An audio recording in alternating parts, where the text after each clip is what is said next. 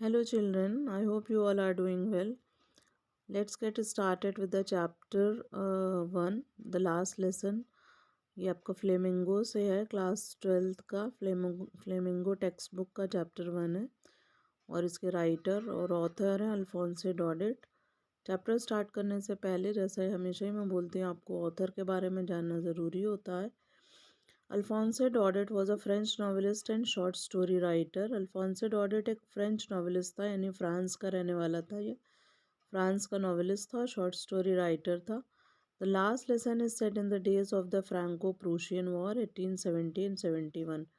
जो last lesson आपका लिखा गया है ये उस टाइम का है जब फ्रांस और प्रूशिया के बीच में वॉर चल रही थी 1870 में, in which France was defeated by Prussia led by Bismarck. और फ्रांस की डिफीट हुई थी, हार हुई थी प्रूशिया के द्वारा। प्रूशिया जो है वो आपका बिस्मार्क इसको लीड कर रहा था। Prussia then consisted of what now are the nations of Germany, Poland and parts of Austria.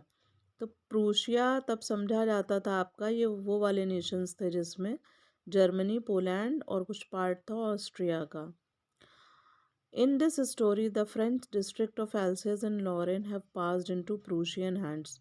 इस स्टोरी में जो बताया गया है वो उसमें जो फ्रांस के दो डिस्ट्रिक्ट थे, एल्सेस और लॉरेन, ये जब वॉर हुई थी तो प्रूशिया के हाथ में ये दोनों डिस्ट्रिक्ट चले गए थे फ्रांस के।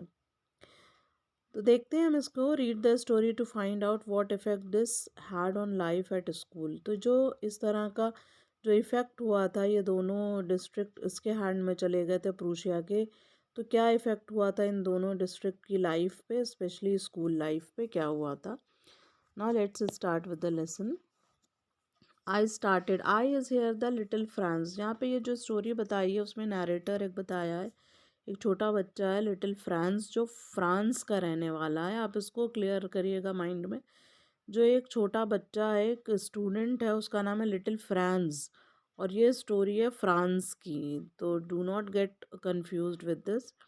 आई यहाँ पर लिटिल फ्रांस है। I started for school very late that morning and was in great dread of her scolding, especially because M. Hamel had said that he would question us on participles.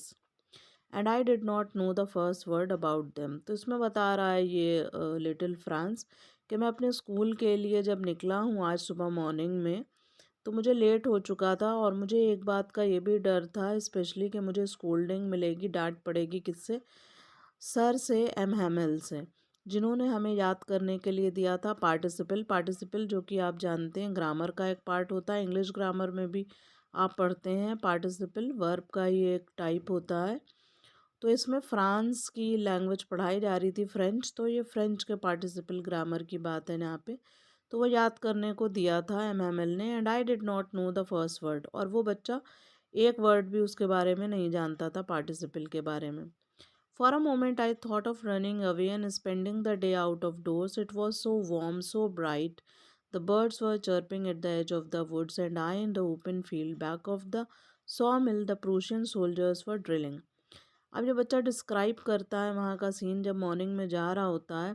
तो कहता है मैं जब दौड़ता हुआ जा रहा होता हूँ तो मैं ये सोचता हूँ स्कूल जाने का ही क्या फ़ायदा है।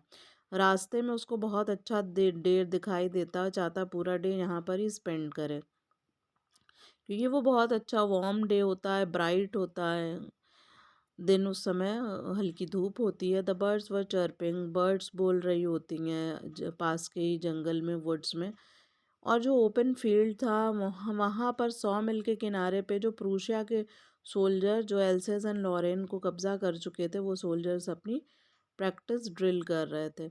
It was all much more tempting than the rule for participle. कहता है कि ये तो बहुत ज़्यादा टेम्पटिंग था, यानी बहुत ही ज़्यादा अट्रैक्टिव था, रादर देन फॉर पार्टिसिपल से ज़्यादा अट्रैक्टिव ये सारा सीन था। मैं रास्ते में देख रहा था। But I had the strength to resist and hurried off to school. लेकिन फिर भी मैं इन सब चीज़ों को क्या कहते हैं, पीछे रेसिस्ट करता हुआ दौड़ता हुआ जाता हूँ, अपने स्कूल की तरफ बढ़ता हूँ आगे। When I passed the town hall, there was a crowd in front of the bulletin board. जैसे ही मैं टाउन हॉल एरिया क्रॉस करता हूँ, जहाँ पर एक बुलेटिन बोर्ड यानी नोटिस बोर्ड एक लगा होता है रोड पर, वहाँ पर बहुत सारा क्राउड होता है, भीड़ होती है। For the last 2 years all our bad news had come from there. पिछले 2 सालों से जो भी बैड न्यूज़ होती थी वॉर से रिलेटेड या कोई और भी बैड न्यूज़, मोस्टली यहाँ पर ही नोटिस बोर्ड पर मिलती थी।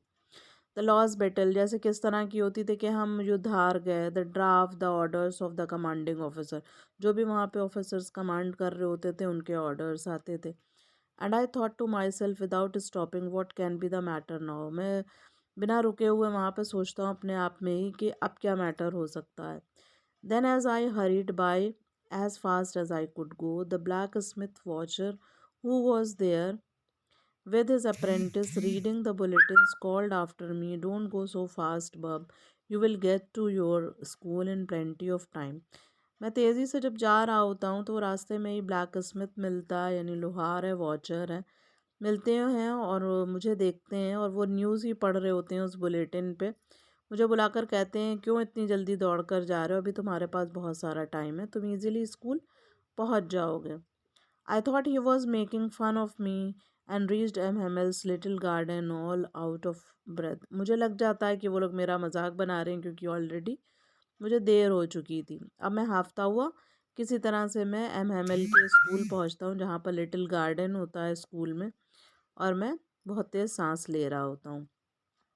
Usually when school began there was a great bustle which could be heard out in the street। जब स्कूल लगा होता है डेली में तो उसमें बहुत सारा शोर शराबा होता है, बसलिंग होती है, वो जो कि हम रास्ते से ही रोड से ही सुनाई दे जाता था। स्कूल में जो आवाज़ आती थी उसके बारे में भी हम देख लेते थे, सुनाई दे जाता था।